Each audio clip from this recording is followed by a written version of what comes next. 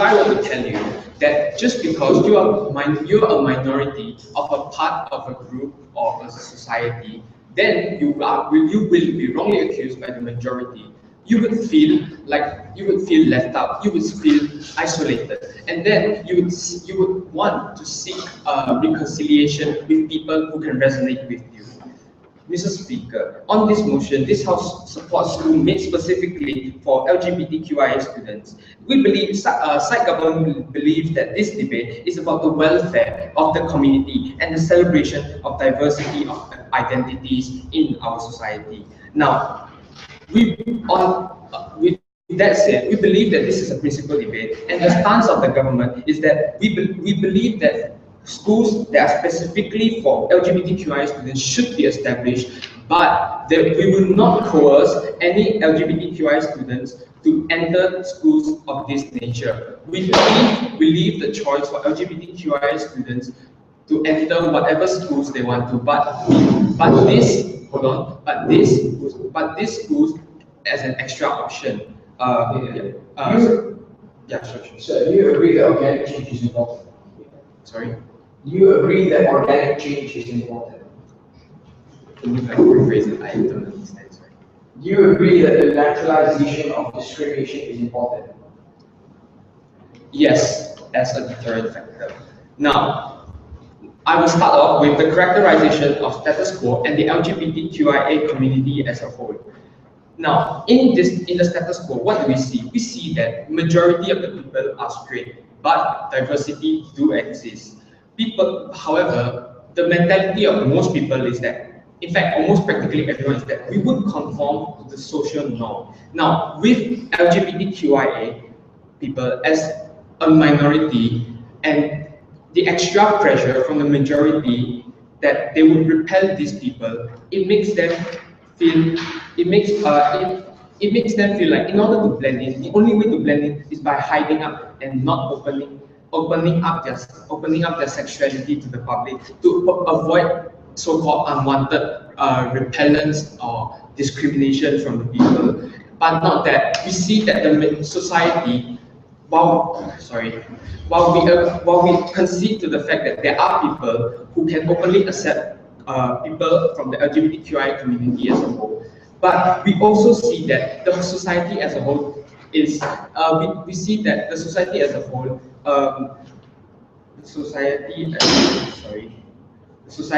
whole repels them on many levels, on the level of discrimination, objection, and oppression.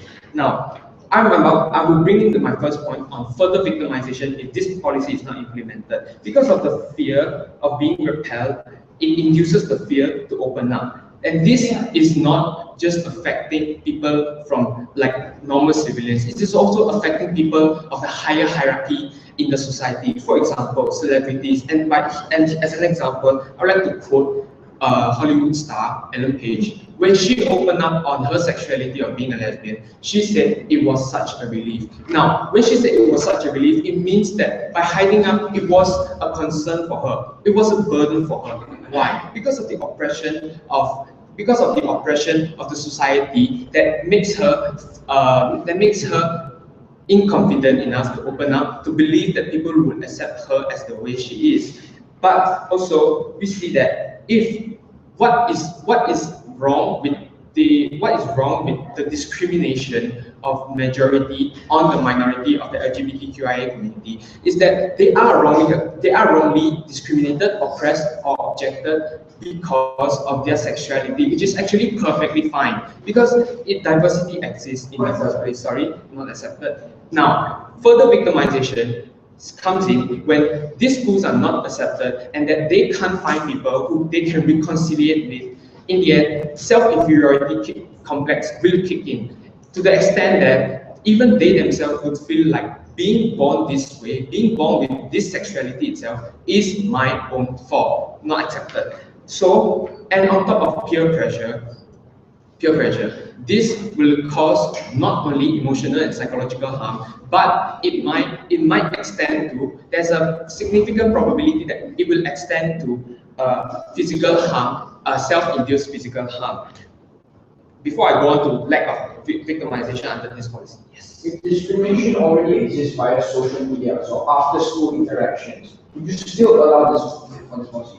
Okay, which is why I'm going into lack of victimization to answer your POI. Now, if these schools of this nature are introduced and implemented, we see that it is a platform to celebrate their unique identity. We see that students who voluntarily enter these schools and meet up with people of the minority, though different sexualities, but discriminated by the society, we see that they can resonate with each other. We see that there's a sense of belonging because they know how it feels like to be oppressed. They know how it feels like to be objected in the first place. So, also, school is a place, especially secondary school. School is a place where your coming of age kicks in and you nurture yourself holistically, not just from your academic knowledge, but also your emotional growth.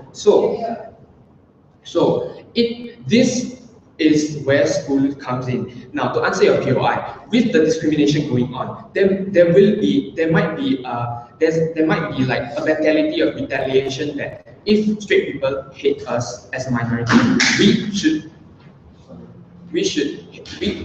that gay people, not just gay people, sorry, LGBTQIA people, students actually especially, would have the mentality that hitting them back. This is why this policy is even much more needed, because we see that school actually would nurture their mentality to perceive the world in a morally justified way and not unlike how the society perceives them. So, what have I told you today? I've told you that if these schools are not implemented, then there will be further victimization in the victims, majorly emotionally and psychologically, but there's a risk of physical harm. And these schools reduces the victimization on a very great spectrum. And with that, I'm out to close. I thank the Prime Minister from the government side. Now let's call the opposition from the opposition side.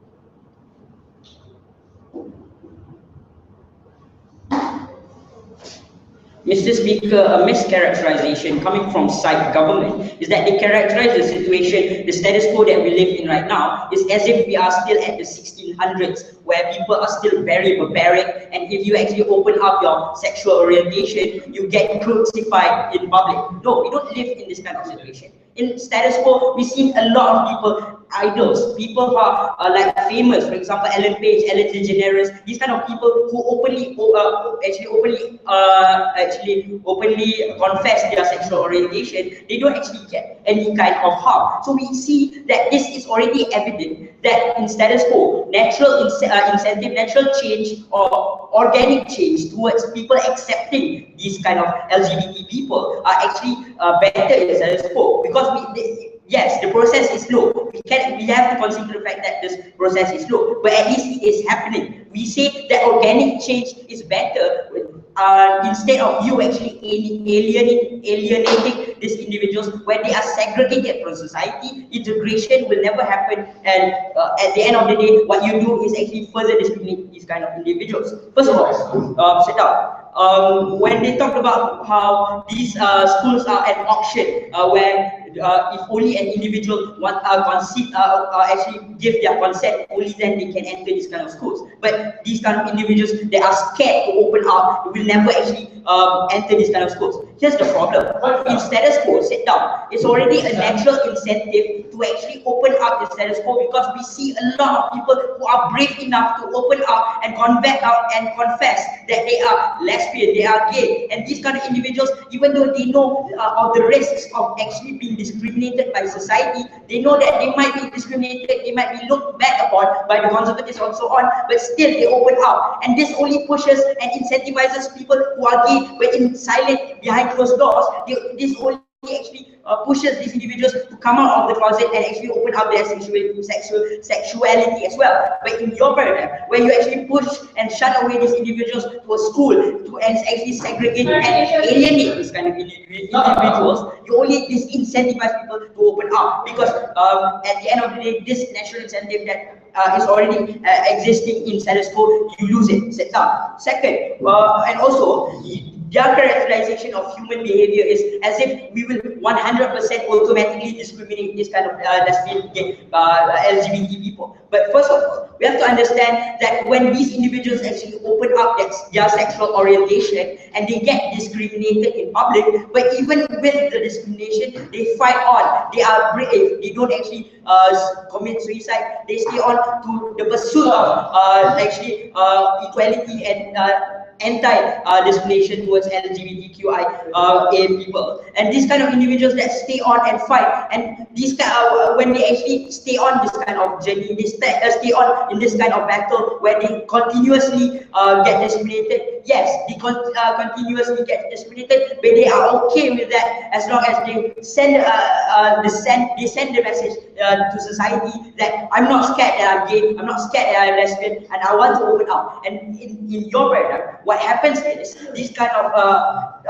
of actually incentive where people see this kind of LGBTQI people to be strong people, you lose it, because now they are as if seen to be cowards because they're being sent to a different school, being protected by a targeted policy by the government. So we don't see this is good enough, because at the end of the day, these LGBTQ people are seen as weak cowards at the end of the day. Before I move on, yes.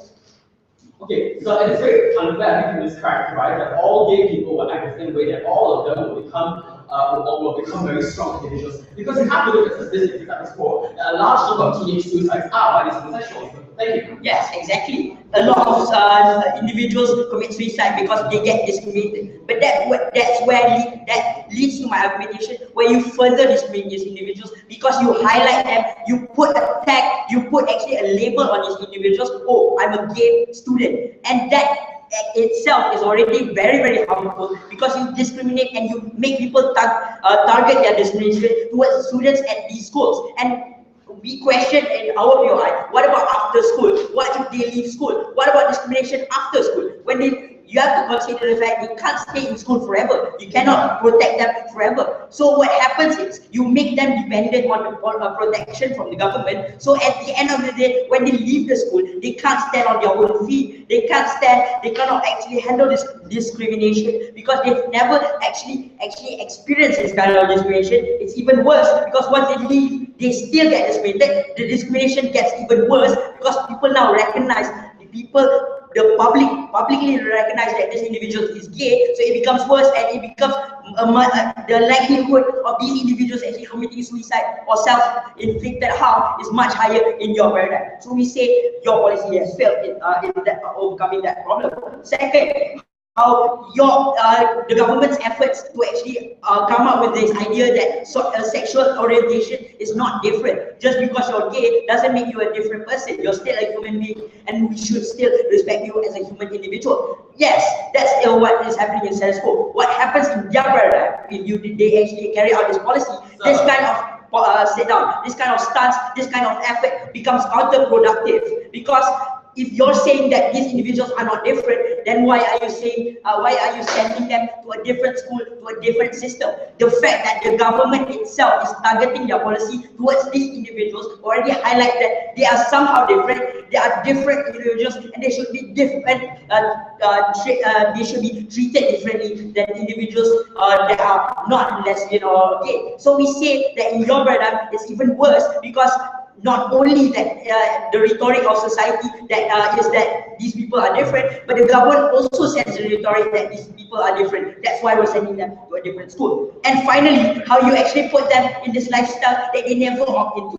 Because yes, you have to understand that sexual preference is always flexible. I could be gay today, but I could repent tomorrow, and you have to always understand that. And in this kind of situation, where actually I want to leave being gay, and I don't want to be gay anymore, the fact that I already joined this school, and the fact that I continuously get discriminated for being gay, for being lesbian, it only pushes me to stay in this kind of situation. It only pushes me to stay in this sexual orientation. And it's not fair for government to dictate the lifestyle choice of individuals. So for all of these reasons, go with side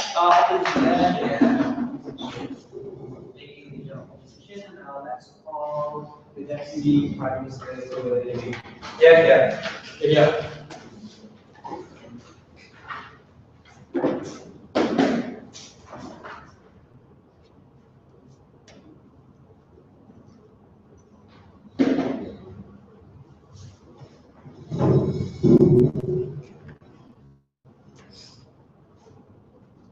Ladies and gentlemen, we believe that people of the LGBTQIA deserve an environment whereby they can be nurtured and that their uniqueness can be celebrated. Now, it is ironic for side opposition to come up and say that we misrepresented the school and then have them misrepresent our case. Because our PM specifically stated that nowhere in this policy are we going to force all LGBTQIA students to definitely enroll in this school. We say we believe in the option of having this school there as an option for these people if they think they would rather opt for that kind of environment. The benefits of which I will prove later in my substantives. Right now, basically, side opposition has also contradicted themselves when they say that in status quo, people are actually very brave. They say that people are already come out about their sexuality, and yet they still accuse us of the fact that nobody will want to go to these schools because people are too scared. So are people brave or are people scared? We still don't know which side they're actually going to stress. Now, they also talk about how we are trying to alienate these people, how we are trying to separate them from society and whatnot. But we have to analyze the fact that even though some people are brave, and we commend them for that, that in status quo, the fact exists that people who are part of this community, actually not all of them are that brave, and even those who are brave did not have that kind of braveness before they actually opened up about this. So we have that before they come to that point, majority of these people actually they have trouble coming to terms with this fact. They have trouble coming to terms of why, because of this fact, that I am going to be bullied, that I am going to be discriminated against in my school. So what we on site government are saying is that these people who may not be able to stand up to the bullying and the oppression that they have under a normal school in status quo, we believe that these people deserve to have that kind of environment. They deserve to have a nurturing school environment, especially because it is during these years that they actually build their character and actually empower themselves with knowledge. We believe that this is important for them to have that kind of environment, and further elaboration on my points. Now, sit down. Moving on, they also accuse us of labeling them, about segregating them from the rest of society, right? But we see that in status quo, the end goal of this integration is actually for them to wear that label and to wear it proud. So we see there is no reason for us, there is no wrong in actually telling the world, yes, these people are part of this community, when the very fact that our end goal is to make sure that these people can actually wear this label, they can actually come out in the open, come out of the closet and say, yes, I am part of this community and I am proud of it. So we see there is nothing wrong when we want to say that these people are part of this school. We don't see there is a problem with the fact that other people know, yes, I am a part of this school. Now, moving on. Why do we, like I've said time and time again, we think that it is important for these people to have this kind of positive environment during their school years, because we see that not only is the bulk of their knowledge, but also the bulk of their character formed during these years.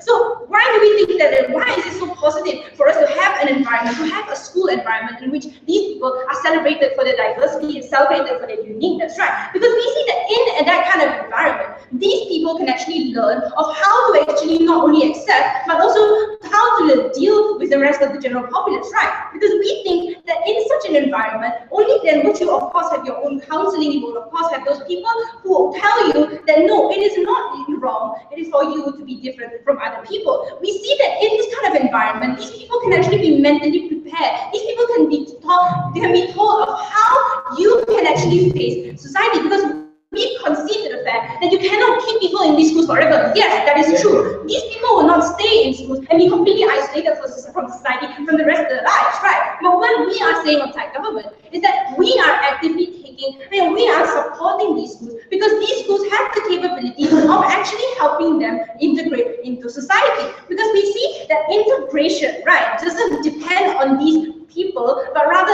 it depends on the rest of the general populace. The problem of acceptance is not with these people, but rather the people who think that being gay is wrong, people who think being gay is something that is abnormal and shouldn't be accepted, right? So we think that this is what status quo is, and regardless of whether or not these people go to these schools, they will have to face that. So we see when you give them this kind of positive environment, you actually can actually take action into teaching them and then mentally telling them, mentally preparing them, telling them this is how you can actually prepare, this is how you can deal with the rest of the general populace. This is how you hold yourself up proud and strong, even if there are other people who want to oppress you. But before that, yes. How can you change the perception of conservatives that are radical towards anti-LGBT? How do you change this perception by hiding behind the walls of the school?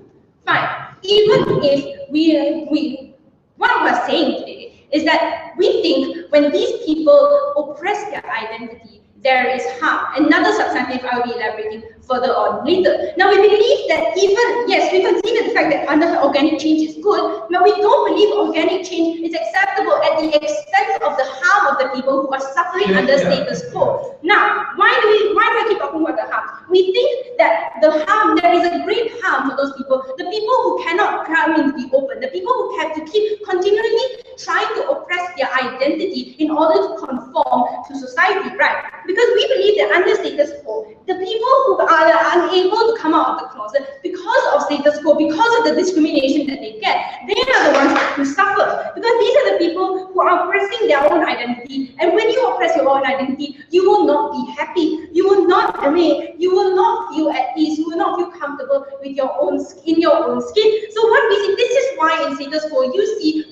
we see suicidal people who actually opt to take their own life because they cannot deal with this kind of bullying anymore. We see that there are tangible harms to continue allow these people or not actively take action for these people to actually come to actually learn that they do not actually have to oppress their identity in such a way. We think that even if organic change is important, the fact that organic change is happening at the expense of the harms to these people is not a trade-off that we are willing to make. And of course, even we see that under our paradigm, under our model, we are actually creating an environment in which these individuals who are starting to come to terms with their unique sexuality, but still do not know how to stand up to the massive discrimination that they face in the general populace. We see that this is something that they deserve. To deserve an environment whereby they can be nurtured, celebrated for who they are, and actually be prepared as to how they are also going to continue actually standing strong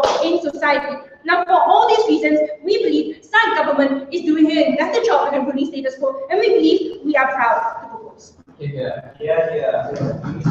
Thank you, Deputy Prime Minister. Now let's invite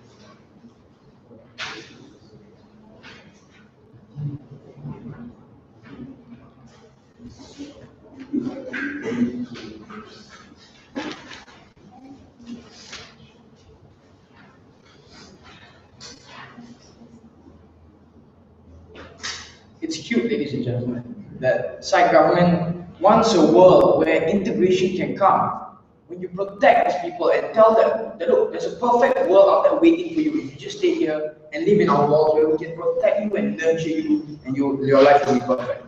We disagree with this characterization because it's unrealistic and it's immoral for you to lie to these individuals and tell them that they have a perfect world. We tell them this world is not utopia, it's not a wonderland.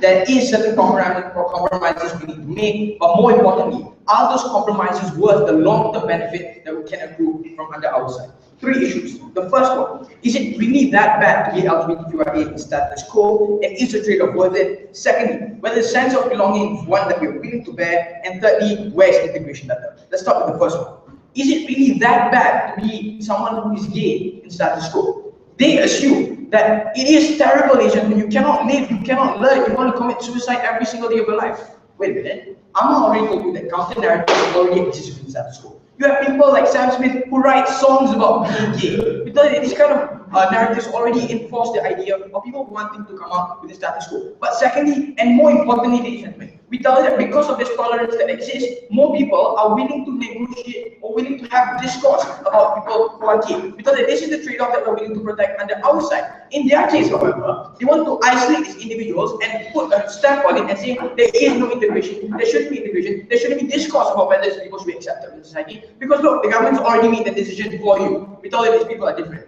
This is a narrative that we don't want to do in status quo, and we don't think that it's exactly fair. On that point, we need to understand this: is the trade-off that worth it?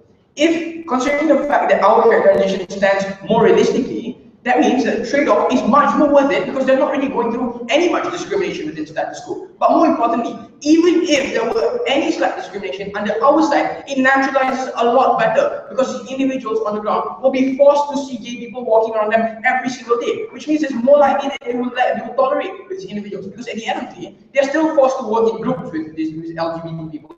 They still were forced to work in lab partners with individuals. Therefore, we know that the naturalization is more likely to happen under our case, and tolerance is more likely to happen under our case. But secondly, on the idea of sense of belonging, they tell us that, oh, we want to protect the sense of belonging because they can understand and learn better. First of all, this is a false sense of security. Here's why. We told you how individuals who leave school are still bound and subject to discrimination from their peers. We know that people who live in neighborhoods, conservative neighborhoods, for example, still will be discriminated because one day they just vanish from normal school and end up in the LGBT school. We thought that these are the kind of kids who are going to suffer the most. But also, ladies and gentlemen, under our side of the house, we tell you that this idea of integration can happen a lot better because under our side, these individuals, these LGBTQIA people, do not alienate straight people. Under their side of the house, they also manufacture the mentality of these LGBTQI people because they tell you that you are different and you require protection from straight people. Because this is the narrative that you said. But more importantly, now these LGBTQI people will feel threatened by straight people because they think that it's going to be an automatic discrimination against them, and it's less likely they want to come out and be themselves in the first place. But also, ladies and gentlemen, without under their side of the house, because they have the ability to highlight these individuals, which is what Ahmad said, because they allow this option for protection, we think that these individuals are still less likely to come out because now they are better highlighted. Right? And here's also the other problem with that too. We concede to the fact that even if there is certain individuals who are afraid to come out of the closet and afraid for them to declare themselves as someone who is gay, we thought that this is still a rational choice for them to make, and we still think that this is a safer choice for them to make if they are so paranoid. But what exactly is the trade-off we're going to make? We thought that because there are counterbalances within society, it is more likely that after a long period of time, they will be able to come out of the closet. And that's the trade-off we want to make because under their circles, they completely prevent and neglect the idea of progression in these individuals to break the glass ceiling and have the ability to mobilize within society. We don't think that's the trade-off that we're going to do. But more importantly, let's take a look at the burden coming from our side and what we need to prove. All we have to do in this debate was just tell you the integration will slightly be better under our side and we win this debate. However, on their side, their burden was never fulfilled in the first place. They didn't even have a burden to begin with, right? But nevertheless, let's substantiate what we brought to the debate. First of all, the first question we're going to ask is, do these schools become political leverage for its LGBT movements and why it's harmful? We think the LGBTQIA movement has the ability now to tie the opening of the schools to the idea of granting or allowing more political concessions when it comes to LGBT rights. Here's why. Because the state cannot deny education rights. This is like under the Universal Declaration of Human Rights, right? Everyone has a right to education. We think states will be seen complicit if they neglect this idea of rights. But more importantly, ladies and gentlemen, we have to understand that the LGBTQIA now can say that these individuals who do not, conservative states who do not allow us to open these schools are ones that do not allow rights of education to LGBTQIA students. We thought that this is the narrative we can send, and here's why it's believable. Because we think that in a lot of liberal states, which do allow for these schools to open, if they were to open, we thought that now there's a narrative set by all these other states that there is an existential threat towards the education of these LGBTQIA students within status quo. It means to say that these individuals are so threatened within normal schools that they cannot even learn and cannot even progress as an individual. We think that because these liberal states allow for the narrative to exist, conservative states are more likely to comply and open up these schools. Why is this harmful? We think that conservative states will now be able, or more likely, to tolerate other legal concessions or other legal policies when it concerns LGBTQIA movements. Like, for example, they first start with opening LGBTQIA schools, and then they start by allowing gay marriages and things like that. We think this tolerance will pick up by itself, and we think that naturalization of this tolerance will happen. Here's why. We have to take a look at instances such as how a lot of states within the United States first allow anti-discrimination policies against gays, and then they move on to allow gay marriages, and then gay child adoption and things like that. You think this is the consequences that exist within the status quo, but more importantly, why is this harmful? We think in most conservative states, the social structure dictates that this change cannot be made, that these social reforms are unacceptable and it contradicts their culture. We tell you that under those circumstances, integration cannot happen, or is even more happen, because the conservatives within that state itself, who are already compliant, who already live their lives based on the cultural legislation that has already existed, and now suddenly the state wants to contradict that and allow certain concessions when it comes to their culture. We thought that this is where they are most likely to rebel. This is where civil tensions are most likely to occur. But more importantly, gentlemen, these are when all these LGBT kids are going to be targeted a lot further. So that these are the individuals who are going to go to schools and like kill, have mass shootings, or go rebel against the government, not tolerate any of the policies and things like that. Because these are the kinds of consequences that exist within their side. Under their case, they neglect all these possibilities. They do not think about the LGBTs well enough to understand that at the long term, we do our protection a lot better because we nationalize these individuals. For all these reasons, we're very, very proud to propose. Yeah, thank you, second speaker of opposition. Let's invite the last speaker from the government side. Okay.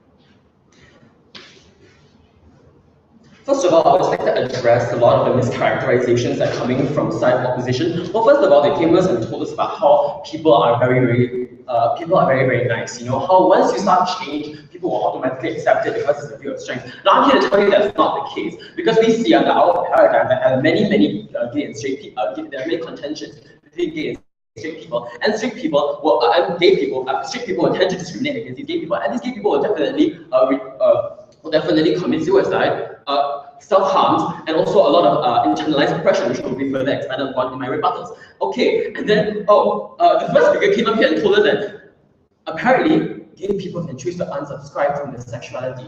Wow, that is not true. I'm sorry to tell you this, but then did one of you also concede that you were born this way? So yeah, what's your characterization here? Okay, how do you have a society that gay people can just unsubscribe from a certain sexuality? If that were true, your entire paradigm of the need for integration does not exist, because these gay people will just choose to unsubscribe from the sexuality to maintain a more socially active sexuality. And what does that happen? And what happens then? You create a narrative where people in the society are constantly saying, you know, straight people are right, straight people are the best. And then what happens to the gay people that do not unsubscribe from this lifestyle? They are going to feel even worse. How does your model disprove this? Going on. Now, okay, you brought up about how the LGBTQIA people are very, very strong. You know, they write songs. You brought up Sam Smith, Ellen DeGeneres. Good for you, but these people are celebrities. I guess you don't know a lot of gay people. Yeah, but these people have social status to back them up. They have the support of people who look to them more of celebrities rather than gay icons. You are ignoring the people on the ground which suffer from segregation and discrimination every day. So tell me how under your paradigm this fixes it. First speaker. Okay, you're saying that discrimination happens in the school and it's really sad life for the You're not making any better, because they're going to be to these schools, and the moment that they return from these schools, they're going to get discriminated even worse, because now the whole freaking world knows that it's a legal sin. Okay, Yeah, I'm going to address that in my rebuttal. Well, first of all, government here obviously does not understand our policy. Well, it's not isolation or segregation as we have already stated to you many times. This is for the very fact that once you remove these gay people from society, we have to face the fact that they are already segregated in the first place. Doing so will not actually bring any harm to society itself. There will not be any segregation. What we are doing under our policy is that we're removing these gay people from society and putting them into schools where they can learn to love themselves better. If you were to leave them in a school where they're constantly being victimized every single day and they do not learn to love themselves, how are these people going to go out there and be the catalyst for change? That without any yes, and we have to no, not yet. Sit down. And we have to acknowledge that the government has the right and duty to protect any form of society that is being marginalized or victimized. If the government does not enact a policy that will allow these already victimized people to actually get a hold of their lives and reclaim the rights that they have lost because of discrimination, you're going to find that a lot of these people will actually there will actually be a higher contention between the gay and the straight people, because the gay people are going to continually feel that they are being marginalized, and the straight people are going to feel that the government is siding us, therefore our opinion must be right. No, sit down. Now, we have stated on and on again that our policy has little to do with actual society itself, because we recognize that in order for society to actually change, these people need to learn to love themselves, and that cannot happen in a community where people are constantly telling you that what you're doing is wrong. Integration and acceptance can only happen once there is self-acceptance. Once these people learn how to love themselves, they can go out into the world. They can go out into the world and there will be positive discourse between the straight community and the gay community, and the gay people and the LGBTQIA community can say, look guys, this is the lifestyle we're living. We're not immoral. We're just like you. We just love differently. And this positive discourse, it's what's necessary in order for actual change to develop. It is the social thing. This is the only way, the best way actually, that our social that change can actually be incurred within society. Under your paradigm, it's like, yeah, okay, you're putting these people in schools hoping that their lifestyle will just somewhat affect people around them as lab partners and so on. But what you fail to recognize is that we are preventing the harm towards these people. We are putting them in a place where during this period of care and nurture, these people can learn to love themselves and learn to create a self-identity. Because what happens if you lead them onto the devices of society and their model? What happens is that there are irreversible harms. And that's it. Okay, good for you. Good for you if you are a gay person who is very strong and whose all your friends learn to accept you. But what if it doesn't? How does your paradigm, how does your model, how does your paradigm choose to solve this problem? Where these gay people have already caused the damage, have already experienced the damage, and there's no way that this damage is irreversible because they do not live in a community where they are widely accepted. Okay, moving on to the next issue. But before that, yes. So taking into your characterization that discrimination exists, accepting the fact that these individuals still choose to be gay, doesn't that mean that they love themselves enough to neglect? Okay, sir, sit down. That is a gross mischaracterization. I am sorry, but Thai government believes that being gay is not just something you subscribe in. Being gay is, you do not know, you obviously have not met a gay person. I'm sorry, you obviously have not met a gay person, because these people are conflicted. These people are saying, why was I born like that? Why was I? And once you put them into a community that loves them for who they are, these people can go into society and change that social narrative. Okay, because of that. Okay, so I'll just like to break through social labels and discriminations really quickly. Okay, you talk about how removing them will paint them in a very cowardly picture and exacerbates the problem. Now, okay, but that is to a certain extent true. But what about the people in our community, the people on the ground that run away from the straight people once they are also discriminated against as well? Your policy does not actually take into account the harms that could have been inflicted on these people as well. Because we agree that in this time of teenage life, when you are especially sensitive, but it goes outwards as well. When people have highest influence against you, if you will learn the whole life throughout, especially these vulnerable years, that people are going to discriminate against you, no matter who or what you say. Not because of your personality, but just of who you choose to, who you love inherently due to how you are born. We believe that that's not going to create any form of social change at all. So therefore, your idea of integration does not work under this model, and our model proves everything else. That's good, and we proud to propose. Yeah, thank you. One thing opposition side, that's why the okay. Yeah.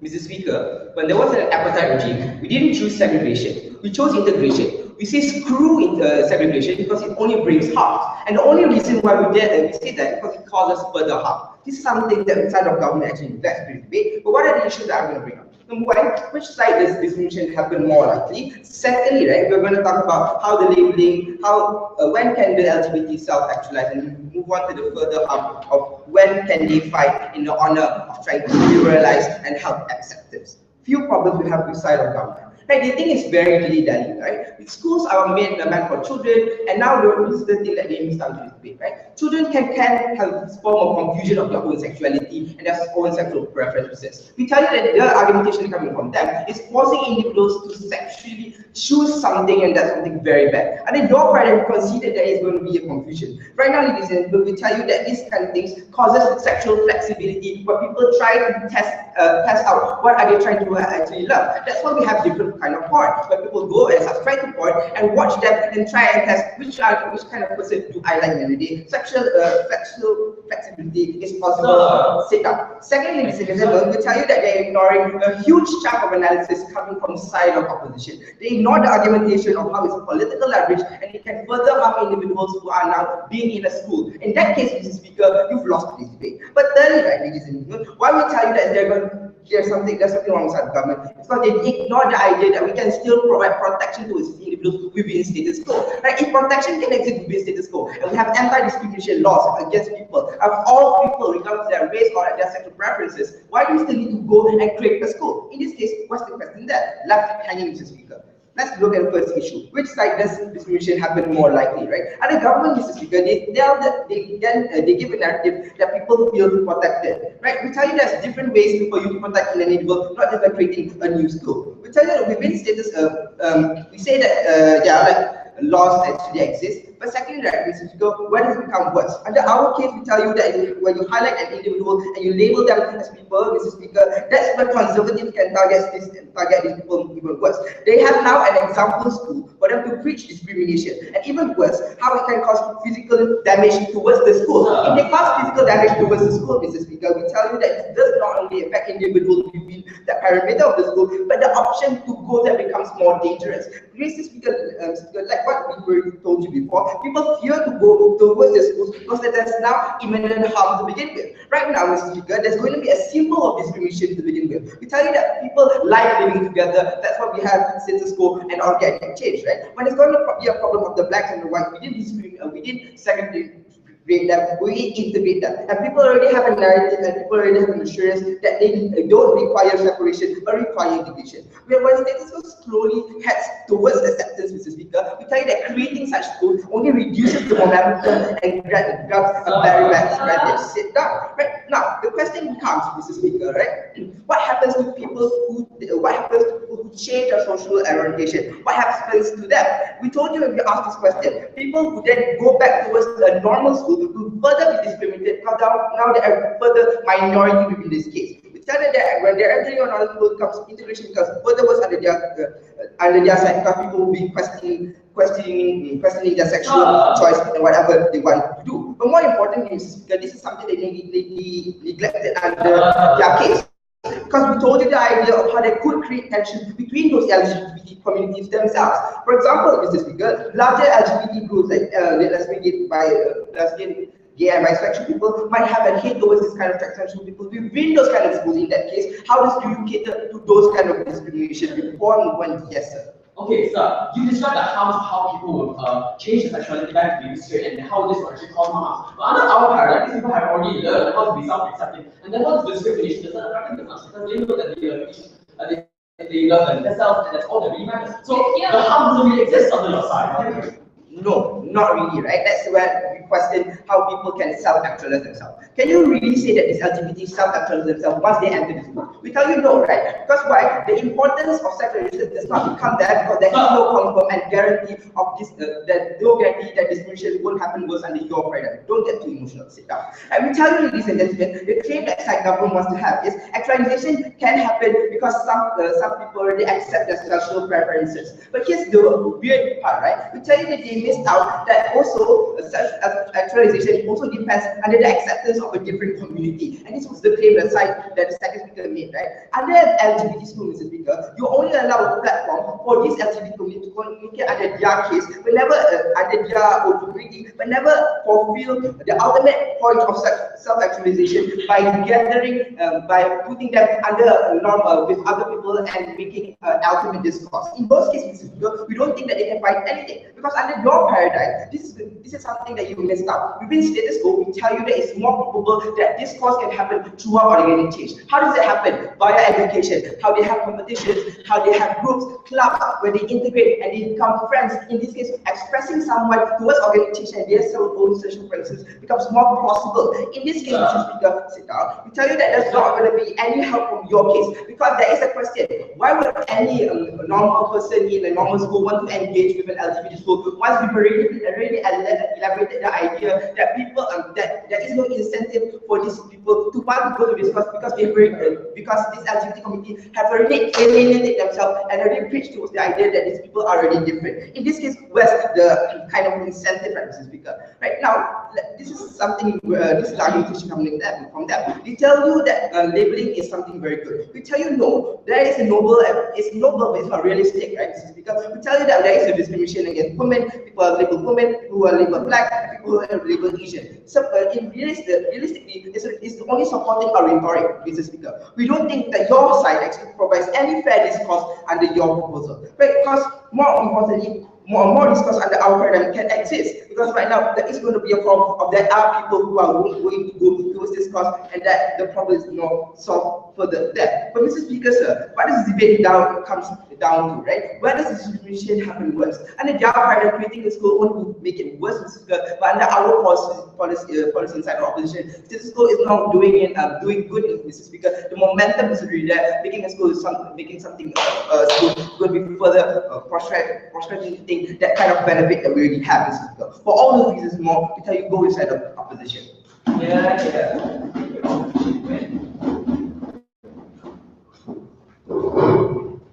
Now the replies, please. Yeah.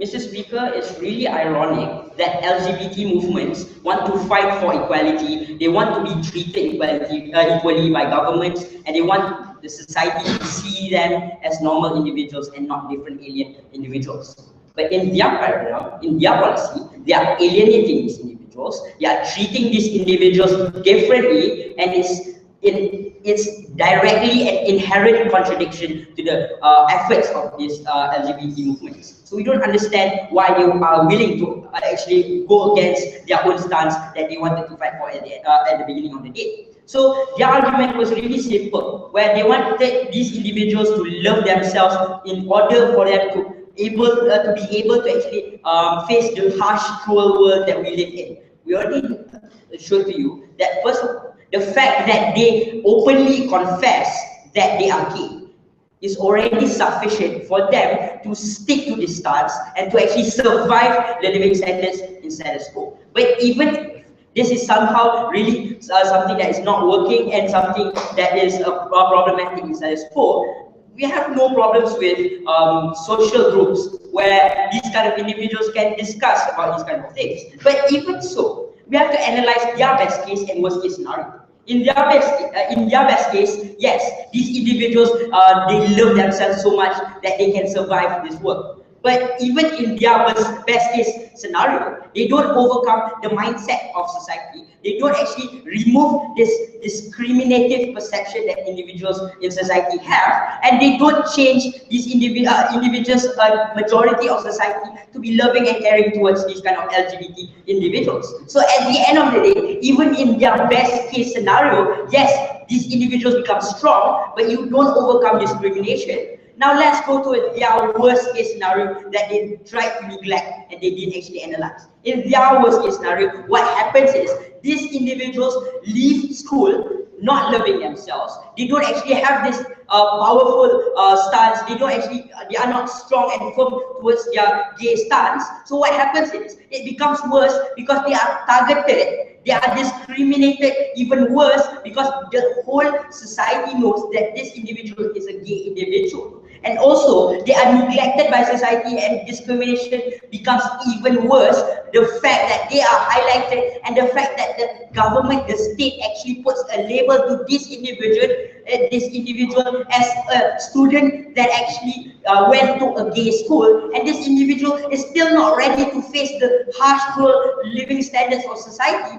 Yes, in this case, this individual will still commit suicide, Mr. Speaker. And it's even worse because not only this individual commits self-inflicting harm that they want to actually overcome. So at the end of the day, their burden is never achieved. But at the end of the day, actually, this discriminative perception is not overcome. So there's two major problems with their policy, and we don't see why their policy should stand. Ours is really simple. We wanted these individuals to open up and face these living standards and not be segregated and not be alienated by the state.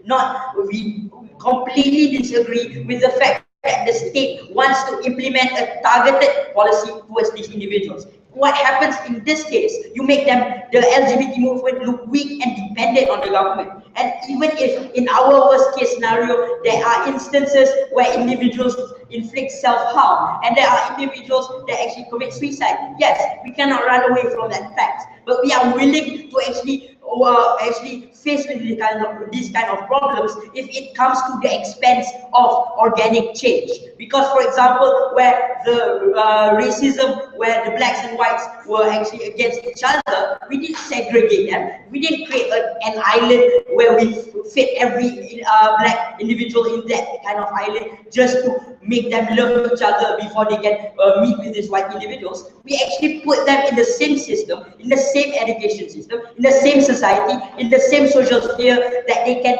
discourse can happen, they can discuss with each other, and at the end of the day, integration happens even better. So for all those reasons, don't go with side of government. Thank you. Yeah.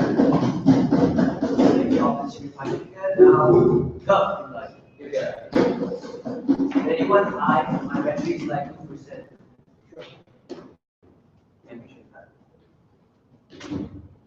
Yeah, you want to stand up? Yes.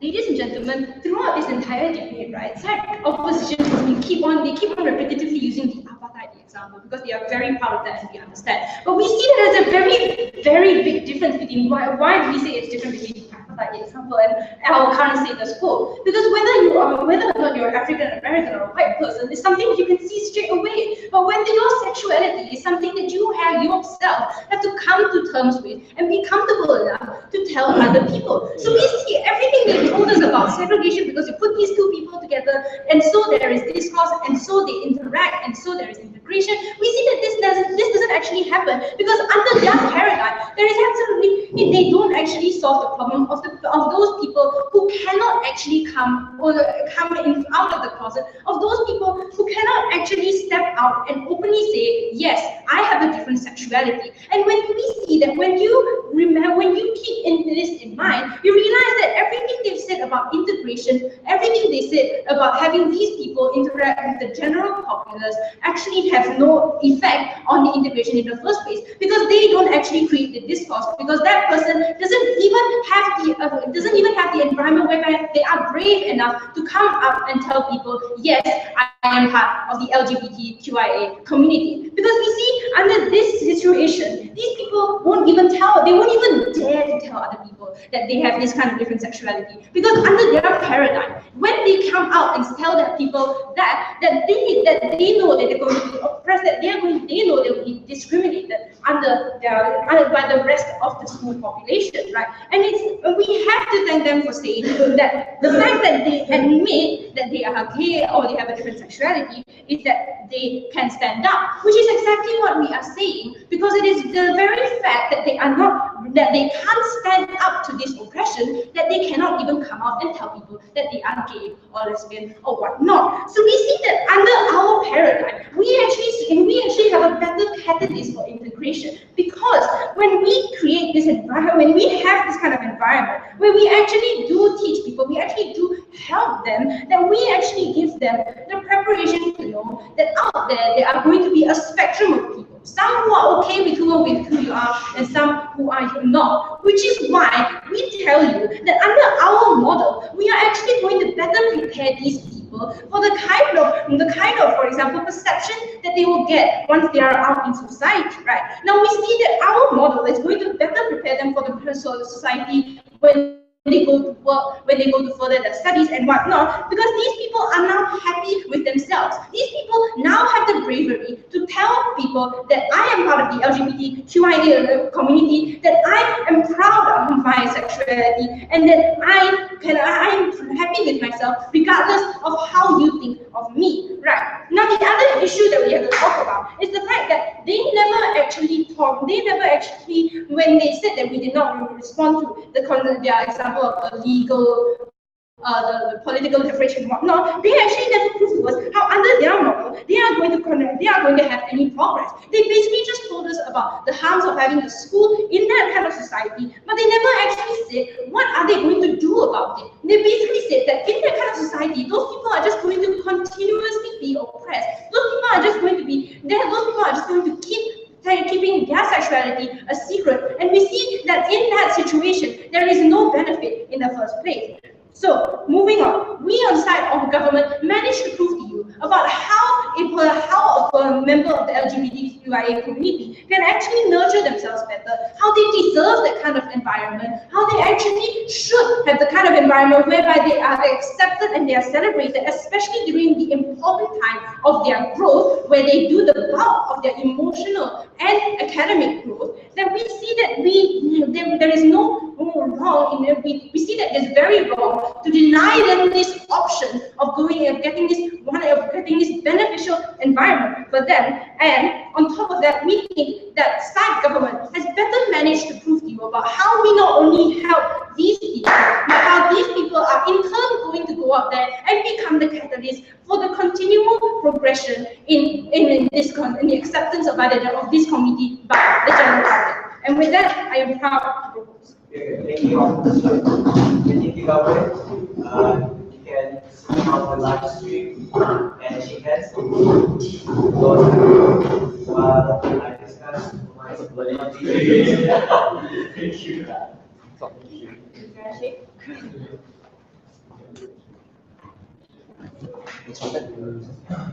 you.